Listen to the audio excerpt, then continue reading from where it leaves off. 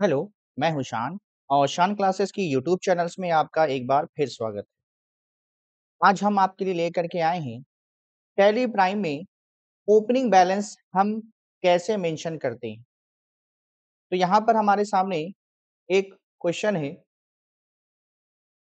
ये हमारा financial year है 2023-2024 का। तो 23-24 फाइनेंशियल ईयर में यहाँ पर हमारे सामने कुछ 31 मार्च 2024 को कुछ अमाउंट बच गए थे, उसे हमें अगले फाइनेंशियल ईयर यानी इस फाइनेंशियल ईयर में 2024-2025 के फाइनेंशियल ईयर में हमें मेंशन करना है। तो आइए, सबसे पहले हमारे सामने ये कुछ असाइनमेंट के तौर पर भी हम देखेंगे। हमारे सामने ये क्वेश्चन है, कह रहा है कि आप एक कंपनी क्रिएट करिए ईडीयू शान ए3 के नाम से। सबसे पहले तो आइए सबसे पहला काम करते हैं, हम एक फ्रेश कंपनी क्रिएट कर लेते हैं। यहाँ पर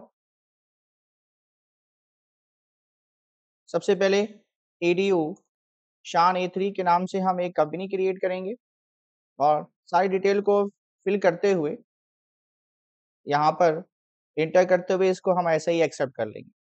यहाँ पर भी एंटर करते हुए चाहे कंट्रोल ए करके इसको हम ऐसे ही एक्सेप्ट कर लेंगे।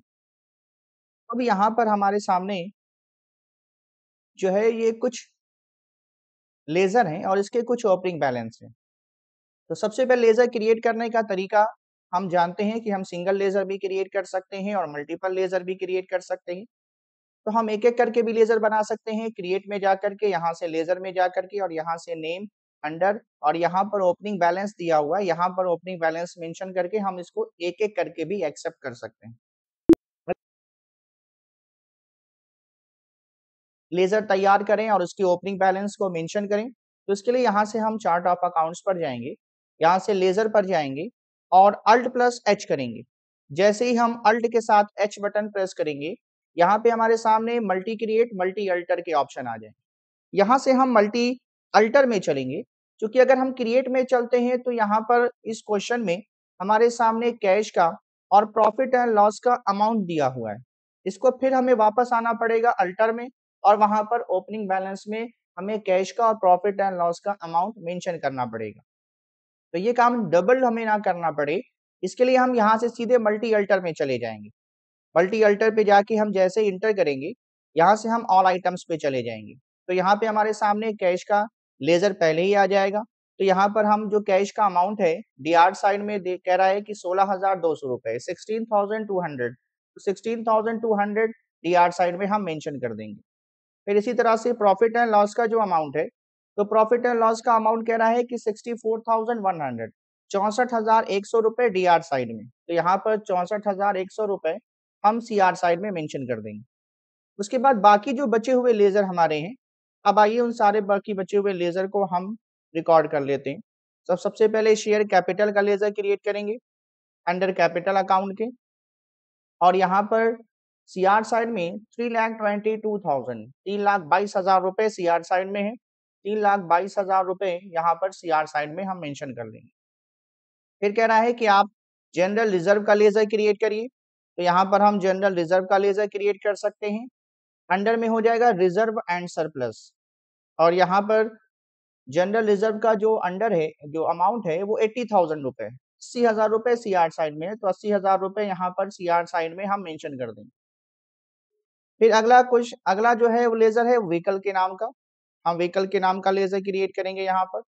व्हीकल का अंडर जो होता है वो फिक्स्ड एसेट्स होता है।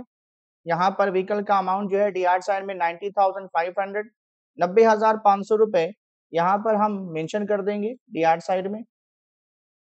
फिर कह रहा है कि मशीनरी का लेज़र क्रिएट करिए, तो हम एक मशीनरी का लेज़र क्रिएट करेंगे। मशीनरी का अंडर जो होता है वो फिक्स्ड एसेट्स होता है, तो यहाँ पर फिक्स्ड एसेट्स रखेंगे और इसका अमाउंट है 1,12,000 तो यहाँ पर ₹1,12,000 हम डीआर साइड में मेंशन कर देंगे। फिर कह रहा है कैश का, तो कैश का अमाउंट ऑलरेडी मैंने पहले ही मेंशन कर दिया है। फिर यहाँ पर हम पेटी कैश का लेज़र क्रिएट करेंगे। पेटी कैश का अंडर जो होता है वो कैश इन हैंड होता है और यहाँ पर पेटी कैश का जो अमाउंट है डीआर साइड में 1,000 है। तो यहाँ पर ₹1,000 हम डीआर साइड में मेंशन कर देंगे। इसी तरह से लोन फ्रॉम अनिल के नाम से हम एक लेज़र क्रिएट करेंगे। तो लोन फ्रॉम अनिल जो है वो हमारे सॉरी लोन जो है हम ले रहे हैं अनिल से, तो अनिल से जब हम लोन लेते हैं तो ये अनसिक्योर्ड लोन कहलाता है। तो यहाँ पे अनसिक्योर्ड लोन कहेंगे और यहाँ पे अनसिक्योर्ड लोन का जो अमाउंट है वो 16,500 है। 16,500 रुपए सीआर साइड में हम मेंशन कर देंगे। फिर यहाँ पे हम अगला लेजर हम क्रिएट करेंगे लोन फ्रॉम एचडीएफसी बैंक। तो लोन फ्रॉम एचडीएफसी बैंक का जो अंडर होगा वो हो जाता है सिक्योर्ड लोन्स, क्योंकि किसी ना किसी रजिस्टर्ड कंपनी के द्वारा अगर हम लोन लेते हैं तो किसी ना किसी सिक्योरिटी के बेसिस पर लेंगे, इसलिए ये सिक्योर्ड लोन कहलाता है। और अनिल जो है वो रजिस्टर्ड संस्था नहीं है, वो बिना किसी सिक्योरिटी के भी हमको अमाउंट दे देंगे, इसलिए उनको हम अनसिक्योर्ड लोन के नाम से जानेंगे। तो इसका अमाउंट है 1,50,000। यहाँ पर 1,15,000 रुपए हम सीआर साइड में मेंशन कर देंगे। फिर यहाँ पर हम फर्नीचर का लेजर क्रिएट करेंगे अंडर फिक्स्ड एसेट्स के नाम से, और फर्नीचर का जो अमाउंट है वो 1,10,000 है। 1,10,000 हम यहाँ पर डीआर साइन में मेंशन कर देंगे। फिर कॉर्पोरेशन बैंक का लेजर हम क्रिएट करेंगे। कॉर्पोरेशन बैंक जो है वो बैंक अकाउंट है, इसका अमाउंट 2,40,000 है, तो 2,40,000 यहाँ पर हम मेंशन कर देंगे डीआर साइड में। फिर आउटस्टैंडिंग इलेक्ट्रिक बिल का हम लेजर क्रिएट करेंगे। आउटस्टैंडिंग इलेक्ट्रिक बिल चूंकि बकाया है, देना बाकी है, तो ये हमारी करंट लाइबिलिटीज कहलाएंगी। और यहाँ पर जो अमाउंट है वो सीआर साइड में 20,600 है, 20,600 रुपए सीआर साइड में। फिर अगला लेजर कह रहा है कि प्रीपेड रेंट, पहले से दिया गया रेंट। तो जब प्रीपेड रेंट होता है तो ये हमारा होता है लोन एंड एडवांस एसेट्स, जो हम पहले से दिए हुए होते हैं। इसका अमाउंट है 3,500 डीआर साइड में, 3,500 डीआर साइड में। फिर अगला लेजर हम क्रिएट करेंगे इन्वेस्टमेंट एट आईडीबीआई बैंक। तो यहाँ पर इन्वेस्टमेंट एट आईडीबीआई बैंक, इसका अंडर हो जाएगा इन्वेस्टमेंट्स। इसका जो अमाउंट है वो 7,800 है, तो 7,800 हम डीआर साइड में मेंशन करेंगे। फिर कह रहा है कि ड्राइंग का लेजर क्रिएट करिए। ड्राइंग जो है वो हमारा कैपिटल अकाउंट के अंडर में आता है, इसका अमाउंट जो है वो 12,000 है, 12,000 रुपए यहाँ पर सीआर साइड में। देखिए यहाँ पर अमाउंट जो हमारा दिखा रहा है वो डीआर साइड में है, सीआर साइड में कोई अमाउंट नहीं है, लेकिन यहाँ पर सीआर साइड आ रहा है, तो हमको इसको डीआर करना है। तो कुछ नहीं करेंगे, बस डी करके इंटर कर देंगे, डीआर साइड हो जाएगा। जब भी हम अपने कारोबार में, अपने बिजनेस में से अपने पर्सनल खर्चे के लिए कुछ अमाउंट हम निकालते हैं तो वो हमारा ड्राइंग कहलाता है, मेरा आहरण कहलाता है। फिर यहाँ पर कह रहा है कि कंप्यूटर के नाम का एक लेजर क्रिएट करिए। तो यहाँ पे हम कंप्यूटर के नाम का लेजर क्रिएट करेंगे अंडर में फिक्स्ड एसेट्स। अमाउंट जो है 25,200, 25,200 यहाँ पर डीआर साइन में हम मेंशन कर देंगे। जब ये सारे लेजर कंप्लीट हो जाएंगे, अब यहाँ पर हमको देखना है ग्रैंड टोटल में 6,18,200 है कि नहीं। तो यहाँ पर यहाँ से हम आएंगे स्कैप करके पीछे और यहाँ से चले जाएंगे बैलेंस शीट में। बैलेंस शीट में जाके इंटर करेंगे, अल्ट के साथ चाहे F1 बटन प्रेस करिए, चाहे अल्ट के साथ F5 बटन प्रेस करिए मोर डिटेल्स देखने के लिए। अब यहाँ पर अगर हम देखें तो यहाँ पे हमारा जो अमाउंट टोटल आ रहा है वो 6,06,200 है। 6,06,200 रुपए यहाँ है, 6,06,200 रुपए यहाँ लाइबिलिटीज में भी और एसेट्स में भी।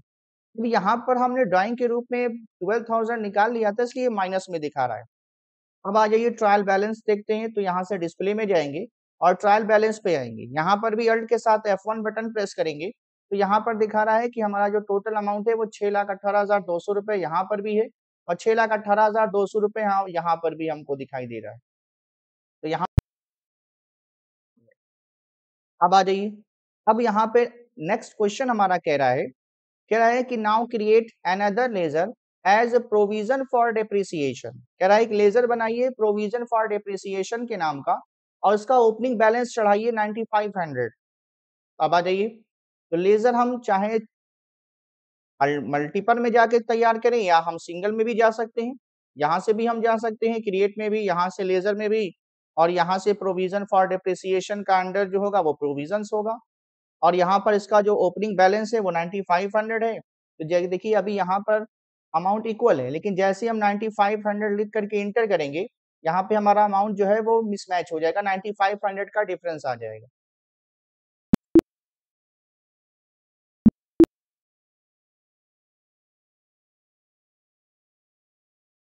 है वो 6,15,700 हो गया।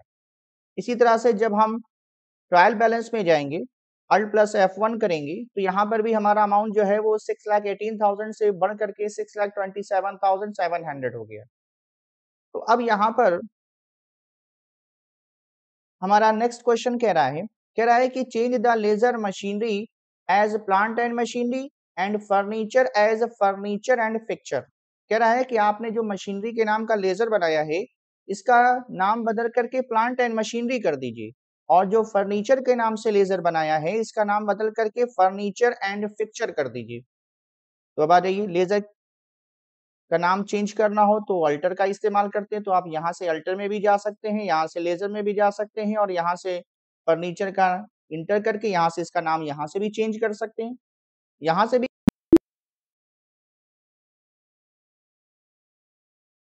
आप अकाउंट्स पे जाएंगे, लेजर्स पे जाएंगे, अल्ट प्लस एच करेंगे, मल्टी अल्टर पे जाके इंटर करेंगे ऑल आइटम्स पर, तो यहाँ पर भी हमारे सामने फर्नीचर आ गया।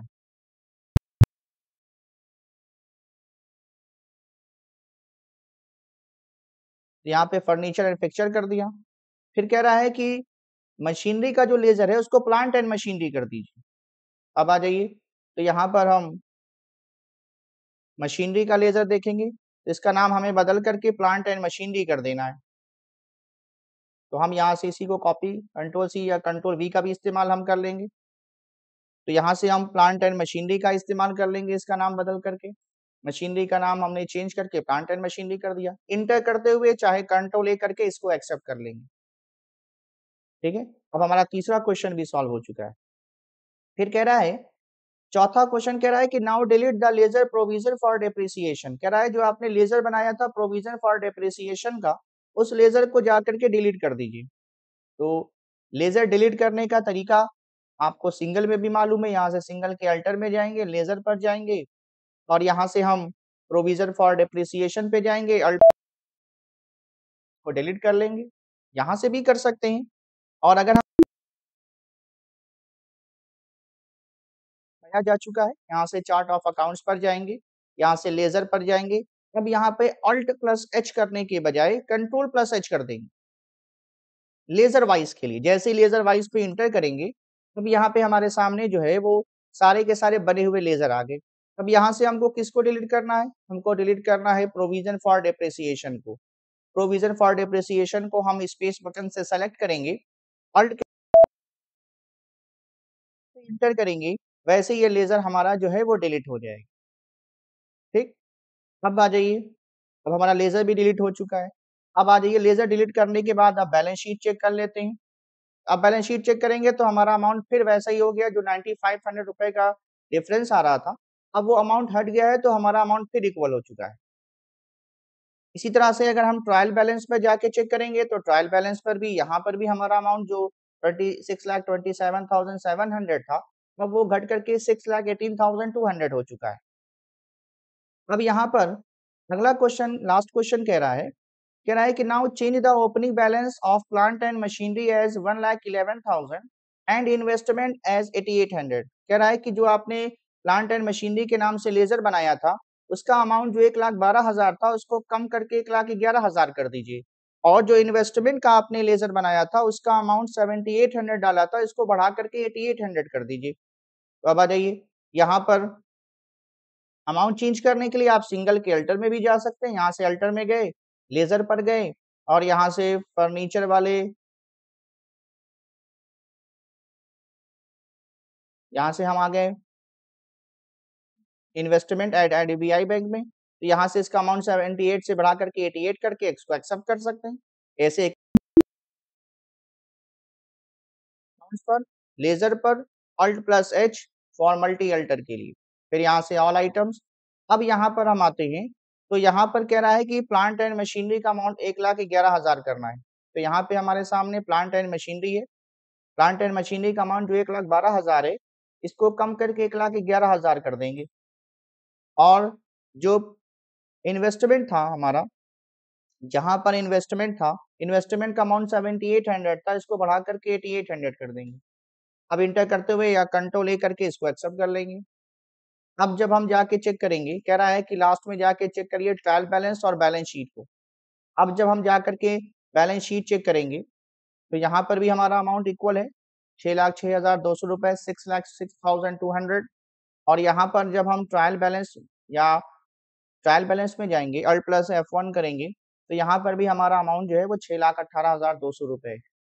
ठीक है? तो उम्मीद है आपको खूब अच्छी तरह से ये सारे ओपनिंग बैलेंस के ऑप्शन समझ में आ गए होंगे। अगर वीडियो आपको अच्छी लगी हो, आपको सब चीज़ें समझ में आ गई हों, तो वीडियो को लाइक और सब्सक्राइब करना ना भूलें। Thank you so much.